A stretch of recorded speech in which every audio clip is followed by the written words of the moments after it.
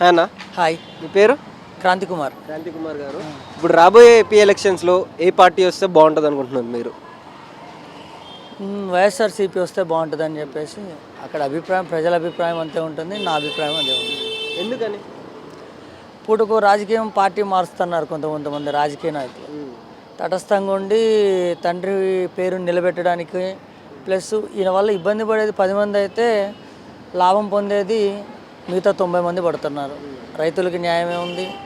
ప్రతి ఒక్క పేద తరగతి నుంచి మధ్య తరగతి వరకు వెళ్ళారు కొంతమంది ప్రజలు. ఏపీలో కొంచెం బ్యాక్వర్డ్ క్యాస్ట్లో కానీ, షెడ్యూల్ క్యాస్ట్లో కానీ ఎవరున్నా కానీ వాళ్ళకి ప్రజెంట్ ఉన్న భరోసాలు చాలా ఇస్తాడు. ఓకే, ఆర్థికంగా ఆ రాష్ట్రం చాలా వెనకబడి ఉన్నా కానీ వాళ్ళకి ఇప్పటికీ ఆయన ఇచ్చిన హామీలు నెరవేర్చడంలో అన్నిట్లలో ముందడుగుంటానంటే పర్లేదు, ఆ సీఎం అనేది పర్లేదు అనేసి నా అభిప్రాయం. అంటే ఈసారి జగన్ గారికి పోటీగా టీడీపీ, కాంగ్రెస్ మరియు ఇది పొత్తుతో వస్తున్నాయి కదా ఈసారి, జనసేన, టీడీపీ ఇంకా బీజేపీ. ఆ పొత్తు వల్ల ఏమన్నా సీట్లు కోల్పోయే అవకాశం ఉందంటారా? 2014లో బీజేపీ, జనసేన ఇదే టీడీపీ కలిపి పొత్తుతో ఉండి గవర్నమెంట్ ఫామ్ చేసినాయి. మరి ఇదే పొత్తుతో భాగంగా ఉన్న చంద్రబాబు నాయుడు ఈ రోజున వచ్చేసి ప్రత్యేక హోదా తెచ్చుకోలేకపోయాడు. మళ్ళీ ఏ ముఖం పెట్టుకొని వచ్చేసి జనసేన వచ్చేసి వాళ్ళని ప్రశ్నిస్తా అని చెప్పేసి తిరుక్కుంటూ ఉండి ఆ ప్రశ్నగా పక్కన పెట్టేసి ప్యాకేజీ స్టార్ లాగా మారిపోయాడు. సరే, ఆ ప్యాకేజీ తీసుకున్నా లేదా అని మనకు తెలియదు. కాకపోతే ఆయన మాట్లాడే విధానం ఎట్లుంటుంది అంటే, ఫస్ట్ అతన్ని ఒక లీడర్ లెక్క క్వాలిఫై కావమనండి. ఫస్ట్ ఆయన వే ఆఫ్ బిహేవియర్ చేంజ్ కావాలి. ఫస్ట్ పవన్ కళ్యాణ్ అనే వ్యక్తి ఎట్లుండాలి అంటే, ఫస్ట్ ఒక పొలిటికల్ లీడరు, ఒక ప్రజా సమస్య ఏదో ఆయన దగ్గర ఉన్న 1 కోటి రూపాయలు తీసుకెళ్ళి పంచడం కాదు. ఏదో 100 మందిలో ఒకరికిద్దరికి ఇచ్చేసి నేను అందరికీ చేసా అంటే అది న్యాయం చేసినట్టు కాదు.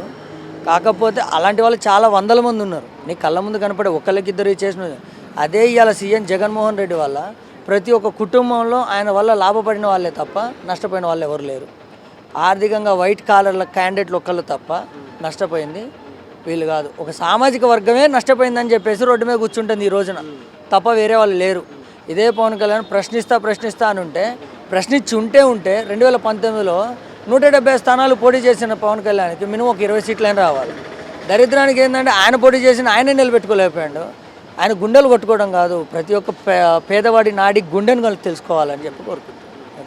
అంటే ఇప్పుడు జగన్ గారిది కూడా డెవలప్మెంట్ అనేది చేయలేదు అని చెప్పేసి చాలా వాటికి అంటున్నారు. నిరుద్యోగం ఎక్కువ అయిపోయింది, ఇంకా సంక్షేమం ఒకటే కనిపిస్తుంది కానీ మిగతావి ఏమి కనిపించట్లేదు అని చెప్పేసి అంటున్నారు.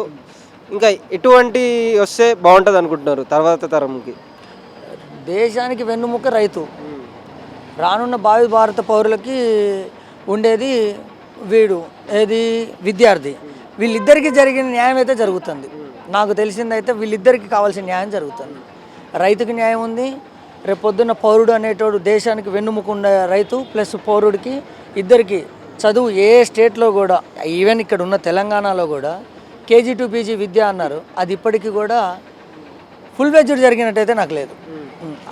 ఆ ప్రభావం వల్లే ఈ రోజున టీఆర్ఎస్ ప్రభుత్వం ఈ తెలంగాణలో విఫలం అయిపోయింది. అది దాన్ని మాత్రం ఇలా నెరవేర్చిన ఘనత మాత్రం జగన్మోహన్ రెడ్డికి ఇవ్వాలి. తండ్రి బాటలో తనయుడు నడిచింది, దానికి మాత్రం హ్యాండ్స్ ఆఫ్ చేసుకోవాలి.